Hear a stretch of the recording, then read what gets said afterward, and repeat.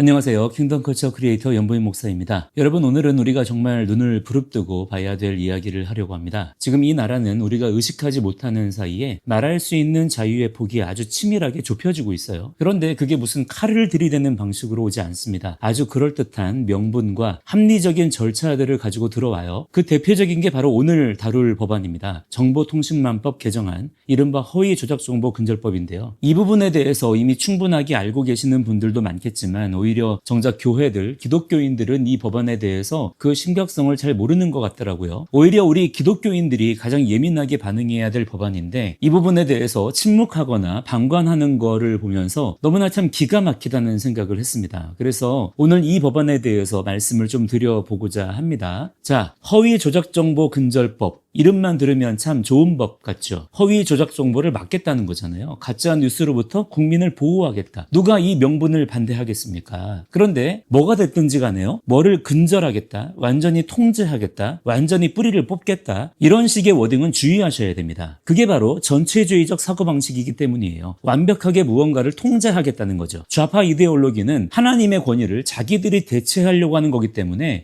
이런 식으로 뭔가를 완벽하게 통제할 수 있다고 생각하고요. 그렇게 실제로 자기들의 정책을 밀어붙입니다. 그러나 그게 절대로 그렇게 될 수가 없는 거예요. 저도 허위 정보가 무책임하게 퍼지는 것은 분명히 문제라고 생각해요. 거짓말을 하면 안 되죠. 허위 정보나 과장된 말들을 막 퍼뜨리는 거는 당연히 안 되는 겁니다. 그런데 여러분, 진짜 문제는요, 그 다음이에요. 과연 누가 허위인지 아닌지 판단합니까? 누가 공공의 이익을 침해했다고 결정할 수 있죠? 지금 이 나라의 권력 구조를 한번 생각해 보세요. 아무런 견제 장치가 없는 상황에서 수사기관까지 권력의 하수인이 된 상황에서 과연 그 판단이 공정하고 중립적으로 이루어질 거라고 여러분은 그렇게 믿을 수가 있겠습니까? 누가 그거를 지금 이 상황에서 기대할 수 있겠냐 이 말이에요. 저는 전혀 그렇게 기대하지 않습니다. 지금 대한민국은 삼권 분립이 완전히 무너져 있어요. 입법부는 사실상 민주당이 그냥 독재로 장악하고 있고요. 행정 권력도 사법 판단 구조도 국민들이 도저히 신뢰하기 어려운 방향으로 흘러가고 있어요. 심지어 레거시 미디어 대부분도 이미 권력을 감시하는 자리가 아니라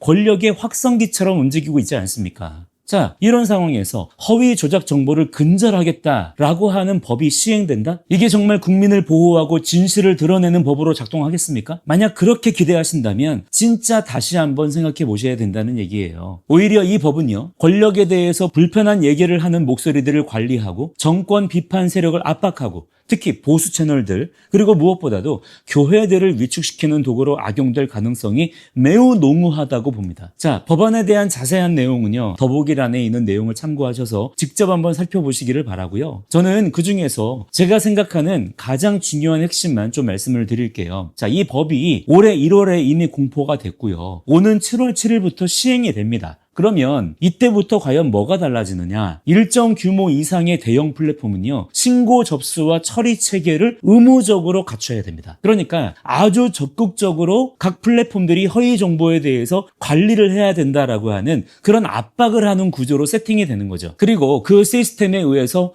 허위 조작 정보로 판단될 경우에는 최대 5배까지 가중해서 손해배상 책임을 물을 수가 있고요. 법원 확정 판결 이후에도 그 정보를 반복해서 유통하면 최대 10억 원까지 과징금을 매길 수 있게 됩니다. 자, 그런데 여기서 여러분이 정확히 아셔야 될 게 있어요. 이게 국가가 직접 나서서 컨텐츠를 일일이 삭제하고 차단하는 그런 구조가 아니라는 겁니다. 오히려 더 이 부분이 교묘하다고 생각해요. 그런 식으로 법적 책임과 과징금 리스크를 떠안게 된 플랫폼이 자기들의 자율 규제 정책에 따라서 신고를 접수하고 노출을 제한하고 수익을 막고 계정을 제재하는 구조거든요. 그러니까 권력은 자기들 손에 정말 피 한 방울 안 묻히고도 플랫폼이 알아서 몸을 사리게 하고 스스로 통제하게 만드는 겁니다. 이게 어쩌면 더 강력한 거예요. 물론 이렇게 말하겠죠. 정당한 표현, 유익한 정보는 보호된다. 악의적인 허위 정보만 막는 것이다. 자, 그런데 여러분, 그거를 왜 자기들이 관리하냐고요. 결국에는 그거를 판단하겠다는 주체가 자기들만의 어떤 기준을 가지고 그걸 판단하지 않겠습니까? 그들이 무슨 성경의 진리와 하나님의 뜻을 구하면서 판단하겠어요? 지금의 이 무소불위의 권력을 가진 자들이 자기들에게 불리한 목소리, 불편한 목소리 목소리를 그냥 내버려 두겠습니까? 자, 지금 우리 눈앞에서 벌어지는 일들을 한번 보세요. 부정선거 문제만 해도 그렇습니다. 이번 지방선거만 해도요. 전국의 여러 투표소에서 투표용지가 부족해서 투표가 중단되는 그런 사상 초유의 사태가 실제로 벌어졌어요. 이건 팩트입니다. 자, 이거를 모르는 국민들이 없어요. 그래서 선관위가 여기에 대해서 대국민 사과문까지 냈잖아요. 거기다가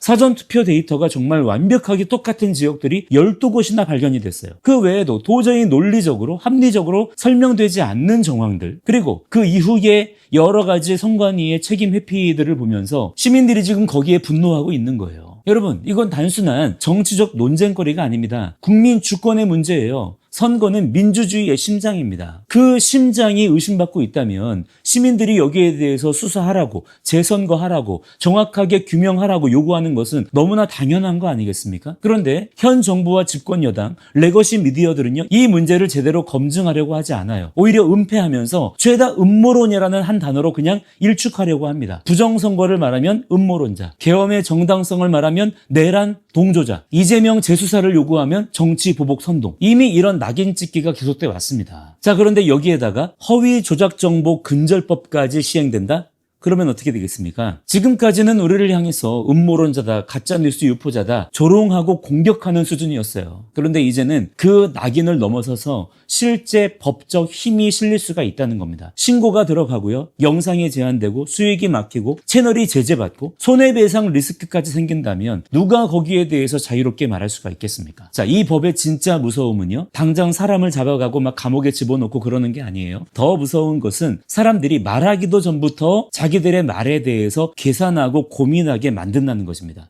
아, 이 말했다가 신고당하면 어떡하지? 내 채널이 날아가면 어떡하지? 교회 채널이 폐쇄되면 어떡하지? 온라인 예배 송출을 하지 말아야 되나? 여러분, 이렇게 생각하는 순간 이미 자기 검열이 시작되는 거예요. 권력이 강제로 우리의 입을 막을 필요도 없어요. 우리가 스스로 입을 닫게 되는 거니까요. 그리고 교회도 여기서 예외가 아닙니다. 교회는 예배당 안에서 조용히 그냥 종교 이야기나 하라고요? 그거는 성경을 모르는 사람들이 하는 소리예요. 성경은 정의를 말합니다. 거짓을 책망해요. 불의를 드러냅니다. 권력 앞에서 진리를 선포해요. 그게 교회예요. 교회는 생명과 가정, 교육과 다음 세대, 자유와 국가, 선거와 국민주권의 문제에 대해서 명징하게 말할 수 있어야 되는 겁니다. 여러분, 거짓이라고 하는 것은 거짓말을 하는 것만 의미하지 않아요. 진짜 가장 악한 거짓은 진리를 알면서도 침묵하는 것, 그 진리를 명징하게 드러내지 않고 축소하거나 완화시키는 것, 그것도 거짓이에요. 노골적인 거짓말은 언젠가 들통이 나죠. 그런데 진리를 향한 침묵은요, 사람의 양심을 서서히 무뎌지게 만들고요, 교회 전체를 거짓에 익숙해지게 만들기 때문입니다. 그렇기 때문에 우리는 이러한 흐름에 대해서 분명한 입장과 기준을 가지고 저항해야 됩니다. 물론 저항이라고 하는 게 괜히 막 신경질을 부리고 뭘 막 집어던지고 그러는 게 아니에요. 거짓과 불의 앞에서 굴복하지 않는 것, 두려움 때문에 침묵하지 않는 것, 마땅히 해야 할 일을 계속해서 묵묵히 감당해 나가는 것, 그게 진짜 저항입니다. 자, 그러면 우리는 앞으로 어떻게 해야 될까요? 어떻게 저항해야 되겠습니까? 일단 법이 통과됐고 7월 7일부터 시행이 될 거니까 그냥 거기에 맞춰 살아야 되는 것일까요? 악법도 법이니까 법대로 그냥 따라가면 되는 것일까요? 아니라는 것이죠. 우리의 그러한 생각을 완전히 뜯어 고쳐야 돼요. 오히려 악한 자들이 진실과 공의를 말하는 이 상황을 역전의 기회로 삼아야 됩니다. 진실과 공의는 하나님 거예요.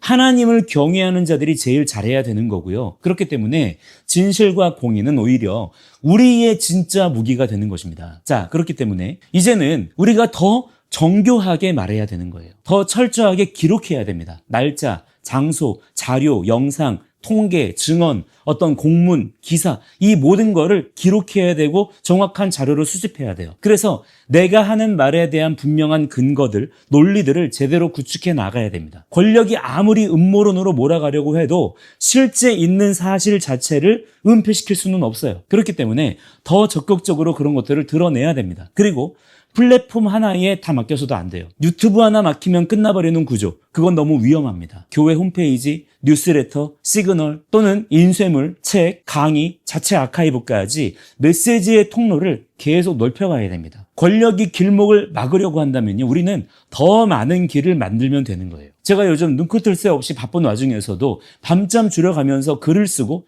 책을 만드는 이유도 여기에 있습니다. 영상은요, 언제든지 막힐 수가 있어요. 채널은 제한될 수 있습니다. 그러나 기록은 막을 수가 없어요. 책은 남아요. 그렇다면 누군가는 그 기록을 붙들고 다시 일어나 싸울 수가 있는 겁니다. 여러분, 교회가 침묵하면 세상은 거짓으로 역사를 기록합니다. 훗날 다음 세대가 그때 교회는 무엇을 했습니까? 그때 당신들은 뭐를 했습니까? 라고 묻는다면 적어도 우리가 그때 그냥 침묵했다라고 말해서는 안 되지 않겠습니까? 법이 통과됐다고 끝난 게 아닙니다. 스스로 움츠러들지 마세요. 스스로 발언을 통제하고 완화시키고 축소하고 눈치 보고 그러면 안 되는 것입니다. 오히려 더 진실을 드러내고요. 거짓에 저항해야 되고요.